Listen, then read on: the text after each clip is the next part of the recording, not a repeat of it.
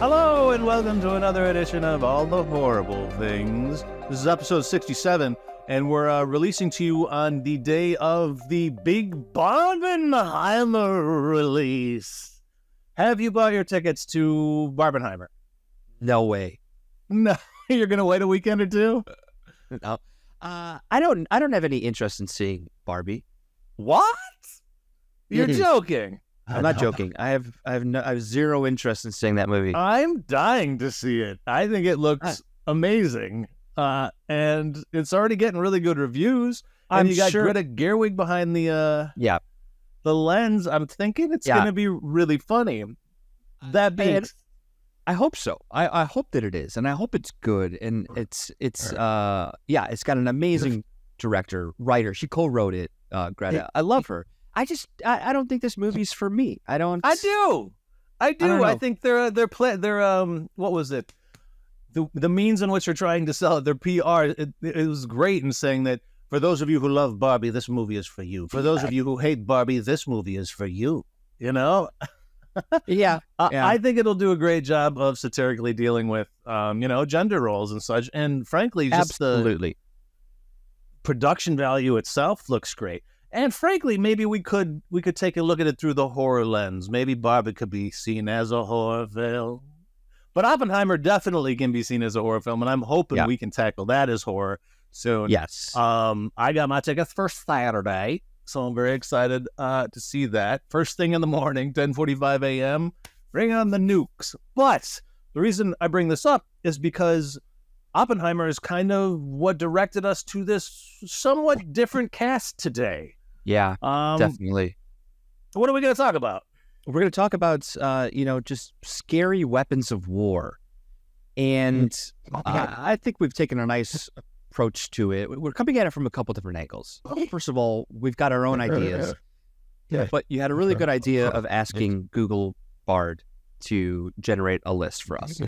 And some of them I think were right on point, and some of them I don't think are relevant or confusing, can't be considered even weapons unless the AI knows something we don't. And I think we should just straight up say AI didn't acknowledge itself as a potential weapon of war. It's not that self-conscious. Well, it knows exactly what it's doing. Yes. It is the true villain. And I love this topic coinciding with the release of this movie, because I think it is scarier than horror movies. It is something that's, look at Ukraine and Russia right now. I mean, they're still bombing each other like on a weekly or daily basis. And we are fortunate enough to not have to see that. But I can only imagine the horrors of it. Yes, I completely agree. I mean, and that's not the only war zone on this planet right now. So, I mean, it's a nightmare, a walking nightmare. You know what I mean? That's horrible to even, consider. And I'm hoping we're not glorifying war in any way here. Yeah. We are just trying to emphasize man's ability to destroy in such novel and horrific ways. So I think it is fitting for all the horrible things, because all the weapons we're going to mention are pretty darn horrible. And as noted, the one that is not noted is AI. And I'd put that on my list 100%, because I don't know, man, that singularity, you hear about this all the time. When the AI officially becomes more intelligent than us and can, dictate our future, that's pretty petrifying. Yeah. On my list, I could argue that you could put AI into this category, but cyber weapons, cyber warfare. Yes, which wasn't on AI's own list either. So you're absolutely talking about the capacity to kind of drain bank accounts and such, or... Well, we've seen it happen here in the States, within the last couple of years, shutting down access to like pipelines, and then it affects the gas and then the gas pumps. And it's there are so many different approaches to it. It's a different type of warfare that is, I think we're only seeing a small, sliver of what it can actually do, like you're talking about, like shutting down banks could disrupt an entire economy and society, and it's scary. It's like the enemy has made their victim their own enemy. It's terrifying. But you could even go into like the fake app sort of stuff where you are putting out content that looks like a person's doing one thing and that's not actually them. That's just CGI. That could lead to trouble. You got world leaders saying stuff that they didn't say or doing things they didn't say. That could trigger wars if it was believed, Yeah. And at some point, AI could just take control of it and point nations at each other. Yeah. Kind of a spin-off from this, and this was also not on the list created by the machine itself, is EMPs, electromagnetic pulses, right? Where they would be able to just take out all the electricity. You hear a lot. I heard, especially a couple of years ago, about Russia was going to attack our electric boards, and make it so that we lose all the power indefinitely.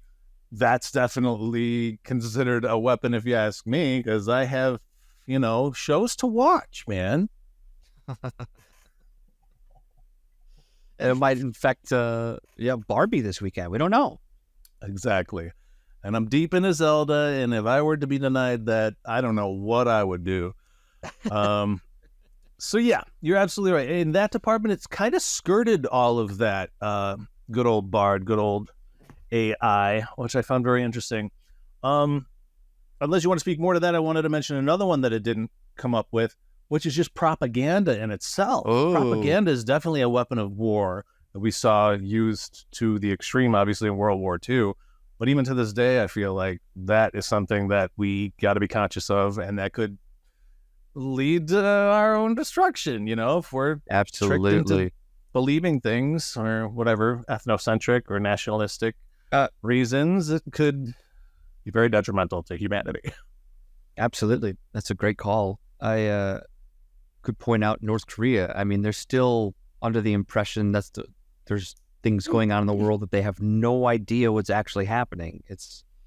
I know. And you heard about that guy who just ran across the border from South Korea to North Korea like 2 days ago? Oh, no. My goodness. Yeah, a guy who was, he's from Wisconsin of all things too. What? I guess like he was reprimanded for doing some stupid stuff, and he was like being transferred to the United States where he might have dealt with some sort of repercussions. I think he was like a part of an armed service camp over there or something. I don't know the exact details of why he was in South Korea to begin with, but he's a Wisconsinite who then, when he was to be brought back here, slipped away from the group that he was in that was touring the DMZ, demilitarized zone, and he ran into North Korea like a madman, and now he's been captured by North Korea. I don't know. Anyway, it's very strange. Suicide. That is suicide. Yeah. Don't make a lick of sense. Because the things that he had done weren't even that egregious. Like one thing, I guess, involved him kicking the tires on a car too hard or something. I don't know. Anyways. Whatever. You got anything else that wasn't on the list? I put drones on there. I think drones are going to be so much more advanced in the coming years. They're going to be able to go places people cannot go. They're going to fight wars that we cannot fight. And I think that is terrifying. And it kind of just goes up this whole technology advancement angle. Drones, and essentially that could turn into like cyborgs and stuff too. You know what I mean? This is, we're talking future potential. Yes, there's something similar to a drone. It arguably could be called a drone that Bard did come up with, but it's a specific one. Let me see. It's called the Predator and the Predator B, also known as the Reaper. And I guess these started to pop up in 1994. The Predator and the Predator B are unmanned aerial vehicles called UAVs, which to me is the same thing as a drone to a degree, right? That are armed with Hellfire missiles is the difference, right? Drones are usually just for surveillance, but these drones have Hellfire missiles on them and have been used extensively in the War on Terror and have been credited with killing thousands of militants They're apparently incredibly versatile, and then you can use to conduct not only surveillance, target enemies, but also deliver lethal strikes to even civilian population. So, I think you're right. Drones as a whole, and all their applications are something to worry about. At least until Amazon's able to drop off, that sixer of Schlitz at my window. Schlitz of all the beers. Yeah.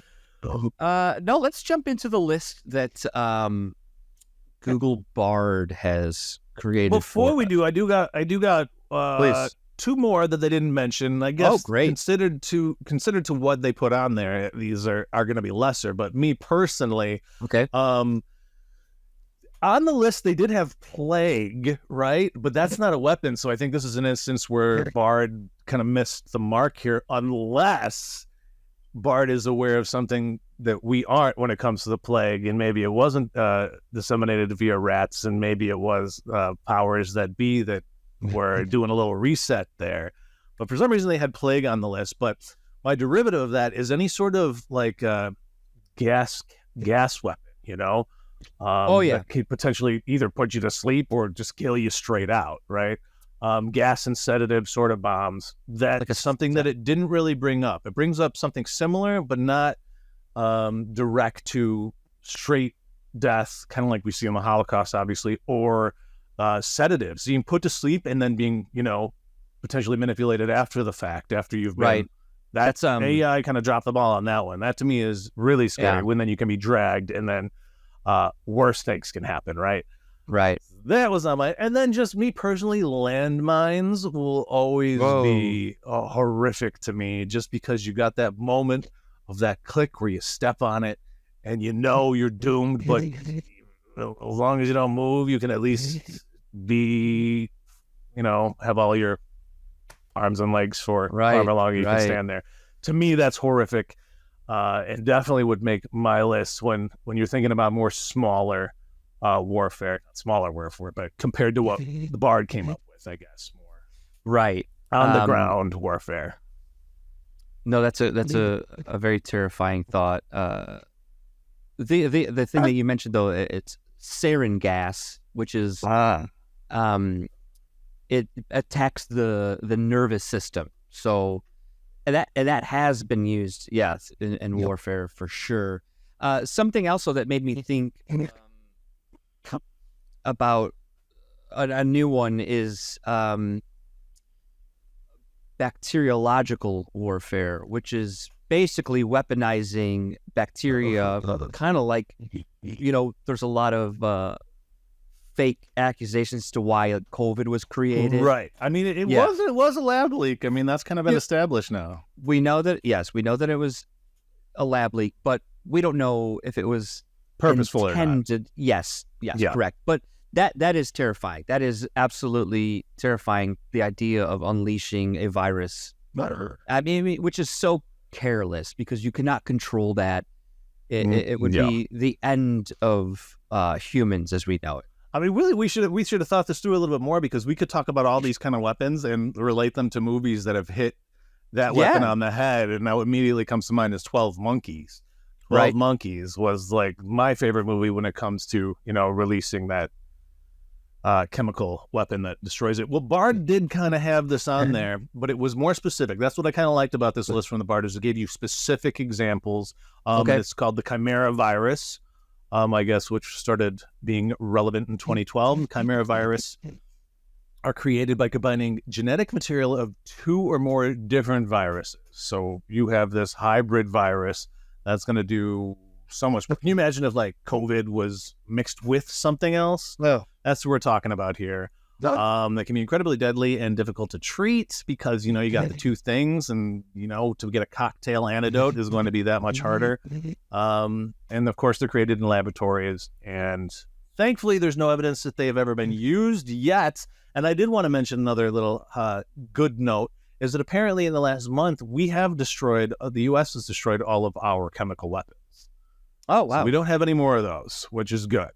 Absolutely. What is the point, right? Especially when you got nukes. Why bother?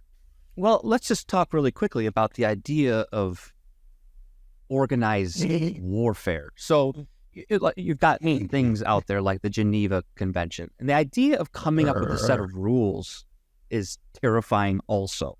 That, I mean, if it's going to be in place, at least let's put it to good use, and let's maybe get everyone to agree that no more chemical warfare, please. That it's just... it's inhumane, right? Inhumane, absolutely. I mean, most types of war are inhumane, right? But there's a whole other sadistic level of war when you know that there are people who are coming up with ways, like in meetings and in labs, to talk about what could we do that would be absolutely terrible, like and make people suffer more, and potentially survive, and then live their entire life with side effects of what they've done. Yes. Yeah, that to me is possibly scarier than when we'll get higher in the list of things that would just wipe you out. You know what I mean? Because that extra element of pain, suffering, and torture. Longevity. Yeah, torture. Exactly. Yeah. That's exactly right. The next one above Chimera, do you want to mention the R36 ICBM is? Yeah, essentially, it's the ballistic missile, right? It's armed with a nuclear warhead. Multiple is the key, though, to this multiple one. Nuclear warheads. In case your one nuclear warhead can't get the job done, this comes with multiple nuclear warheads. The R36 ICBM was a range over 10,000 kilometers, which for us Americans is 6,200 miles. Jeez. That blows my mind, because the whole United States from like LA to New York is roughly 3,000, so it can go to Americas. Yeah, and unfortunately, this weapon has an extremely high rate of accuracy. So it is considered to be one of the most powerful and accurate weapons in the world, which is like nothing worse than when you can press a button from one side of the world and hit Las Vegas. It's devastating because how accurate it could be. That to me means that you are picking specific locations, which is another just layer of evil. You're not supposed to pick schools and hospitals, but if you were to wipe out a hospital, that there's Joker style. All right, you have to pick a spot, gun to your head. Where are you dropping this ballistic missile? Oh my gosh. I was going to say the ocean. The tough questions. I was going to say the ocean, but the marine life don't deserve that either. Well, mine was actually not far from that, but I was going to say SeaWorld, because it's torture for those animals anyways. Anybody wants to see, orcas get, placated, they can go too. So I'm dropping it on SeaWorld. That's that. That's I'm going to take a page out of Elon Musk's book and say I'm going to shoot it into Mars, and then hopefully it creates an atmosphere on Mars so we can go live there. That'd be sweet. Or even like the moon might be fun. Imagine that mark it would leave. Want to leave my mark in this world, or on our moon rather? I mean, that could be terrible, shifting or that could mess with the waves. Tide. You're absolutely the tides, for sure. So that's a good point. Egans, man. All right, let's talk about the next one that the old robot gave us, and that is the Trident 2 D5 SLBM. The Trident is a submarine-launched ballistic missile. So I'm going to kind of conglomerate this, because the second one on this list isn't necessarily the missile; it's the means in which horrible delivery come. Yeah, delivery system. So I'm going to think these nuclear subs, right? That's what I'm going to focus on here. The nuclear subs and how they're so sneaky, and they can get anywhere they want to, take us down. But again, what is really that big of a deal so a ballistic warhead here can go up to 7,450 miles. This is insane, right? So if you have three evenly separated around the world, you can hit anywhere in the world you want. Yeah. If you had 3 nuclear subs, you could take out any spot on the world with, again, pinpoint accuracy. Oof. And it is considered to be one of the most powerful and accurate weapons in the world. So, when you take that cruise, keep your eyes open. It's I think the worst part about that is just how it just seems so cowardice to be like, whether you're hiding underneath the water or you're hiding in an office on the other side of the world, when you're nowhere near the devastation, it's like, ugh. Yeah, it is cowardly. I like the way that you put that. Plus, it takes a certain person who's willing to be in a sub. You know what I mean? Oh, man. I remember back in 2012 when I was finalist for the Big Brother and such, they had us take the same mental tests that people in the Navy that would end up in subs would take to see if you could take this sort of like claustrophobic environment and such. So it definitely takes essentially people as crazy as those who would be on reality TV to be in these subs. You know? That's saying something, right? That is saying something. The next one on this list, it's not, in my opinion, it's not as scary, but it's similar to what I was talking about earlier with drones. It's the Predator. The Predator B is also known as the Reaper. It's an unmanned aerial vehicle, right? Also known as a UAV, that are armed with Hellfire missiles. And they said that they use these a lot on the War on Terror because it's, it's the same thing. It's like you're just controlling a drone from a room from your safety.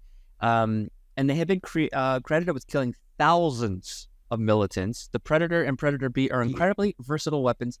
Can be used to conduct surveillance, target enemies, and deliver lethal strikes. So essentially a drone, right? Right. It's just, yes. It's just a massive plane that's acting like a remote drone. So I guess that is the same.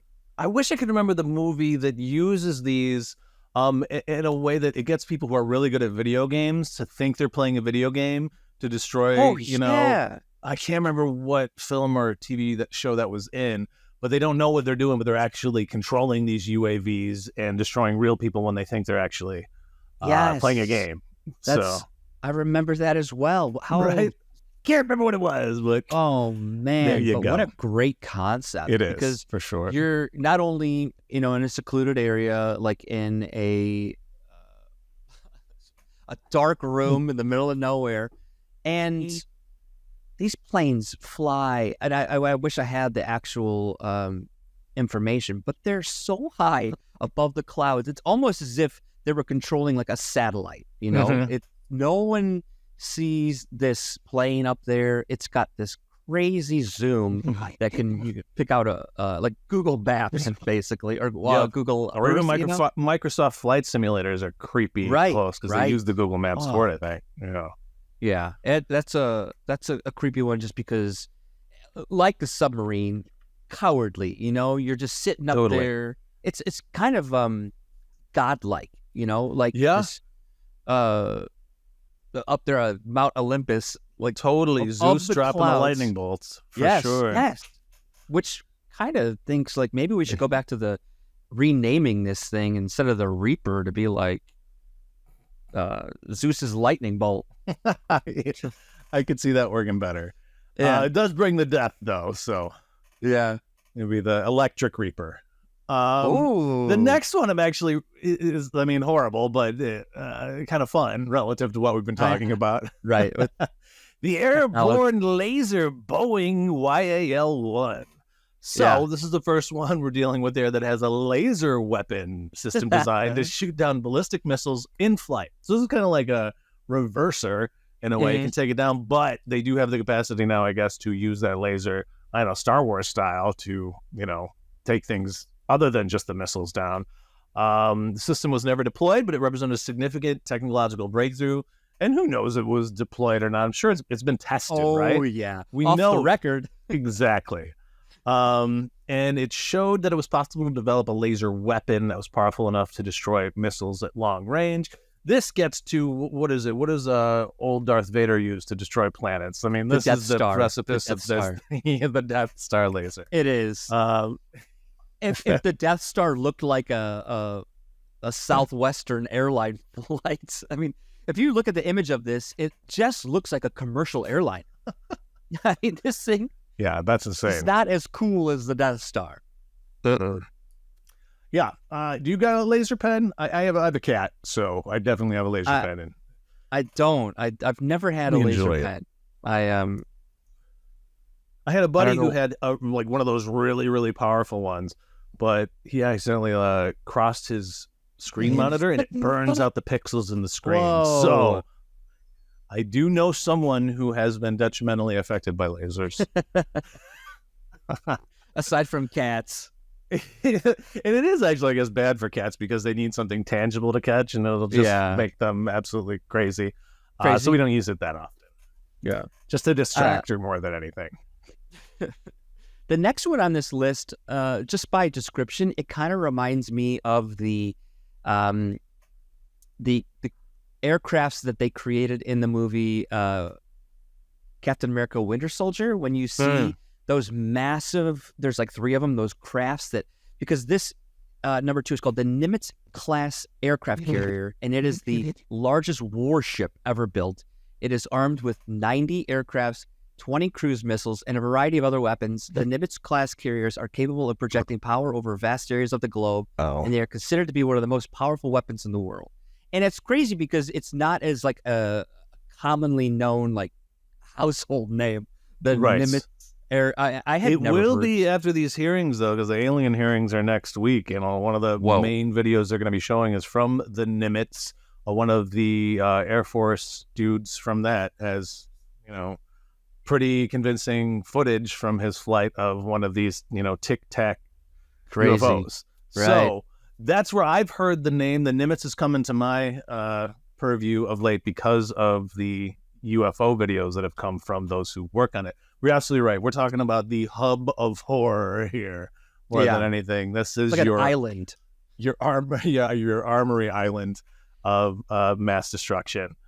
Which, I mean, this is what we see also in, what is it, Avengers, right? The helicarrier. That's what I'm saying. It is the helicarrier, like from these Marvel movies that are so massive that they probably shouldn't exist.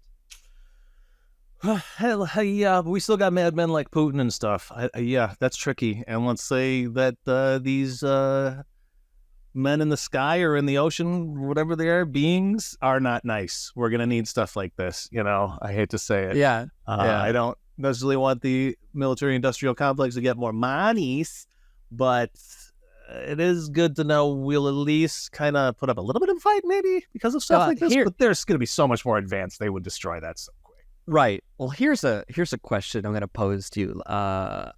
What happened to Space Force? Because that, to me, we should have like a Nimitz in the sky, but we don't, and I'm sure there's tax money still going into the development of Space Force, but we are so far behind on it. Yeah, that we know of. Let's put it that way. Right. There is talk of a submerged version of this in the Bermuda Triangle, but that isn't ours. That isn't humanity's, and it's the species that's been here, and it's producing all these UAPs in the Bermuda Triangle underneath, and it's like ginormous. It's like a city-sized underneath the Bermuda. Anyways, I guess we should mention, the scariest stuff is all this potential reverse engineered alien weapons that might be going on right now. Or that's the scariest out there. But the last one, we're gonna wrap it up here because this is kind of perfect. Go see Oppenheimer because I don't know. I love Cillian Murphy. I gotta say, Christopher Nolan hasn't been my favorite of late. Liked Tenet. The war one he did wasn't necessarily my favorite, but I'm really hoping he kind of brings it back to the Inception, Interstellar days of wowing me. But yes, the scariest weapon is what's called the Tsar bomb. And this is a Soviet thermonuclear bomb that was detonated in 1961. So they've seen what this can do. And it's the most powerful nuclear weapon ever created and tested with a yield of 50 megatons. This puts the atomic bombs that were dropped in Nagasaki and Hiroshima to shame. Those are a drop in the bucket compared to what this would do. And it could flatten 80 square kilometers and could create a mushroom cloud that would rise 41 miles into the sky. Yeah, 41 miles. So us here in Chicago, we're talking about, Oswego? From here to Oswego to the west? Yeah, that sounds about right. Yeah. That's a lot of cloud. You know, what's really disappointing is that the year this was built was 1961. And it's just like, we didn't learn our lesson. We're going to make something worse. Yep. And hope we never have to use it. But it's like, man, I just can't. Again, we just didn't learn our lesson.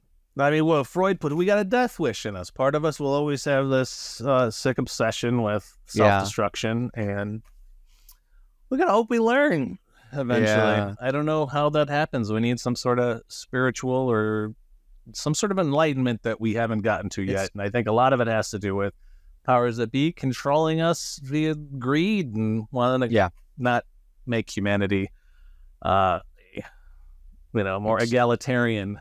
Right. Still a fight over natural resources, which is just so sad. The last thing I wanted to say is I totally forgot about a weapon that I think is just super evil. Are you talking about the new Nerf Fortnite replica right here? That's exactly what I was going to mention. That Nerf needs to be silenced because they've put out many a eye. No, I was going to say flamethrowers. Oh yes, those are those are nice. Gosh. But in the case of like a Thing experience, they did come in handy during Kurt Russell's The Thing. Yeah. Right? And in Aliens. Aliens, yes. Yeah. That is what you're going to need when the invasion occurs, 100%. But we should mention, yes, this is real world horror weapons of mass destruction, essentially. But we did do a cast last year on the top 10 scariest weapons used in horror films. Yep, we did. And that might be a little more lighthearted than this, but I think we had a dash of lightheartedness in this, despite the topic. The sad truth is that you need to take this stuff with a little grain of salt, because hopefully it's never used again. And it's something that we can look back on, kind of like how we look back on certain weapons that were used in the medieval times, and you're like, oh my God, that was messed up. Yeah. I can't believe they used that. Even think that, even just medieval time. What is it? In Braveheart, he gets drawn and quartered, right? That wasn't even, is that medieval? No, I don't think it is. No, that was after the medieval. So, we're not nice. We're not nice. We are not nice. Hopefully we'll get nicer. The aliens show up, they'll teach us to be nicer. There is theories out there that the aliens have already disengaged, disabled all of our nuclear warheads, and just the leaders are never going to tell us. You know what I mean? There's nothing they can do about it, but why? Because then you got to reveal how it happened, all that shit. Anyways, go back a couple weeks and listen to our Alien cast. Why don't you? Yep. That's I'd like to revisit this a little bit after we see Oppenheimer, but all I've got to say about war right now, stay alive.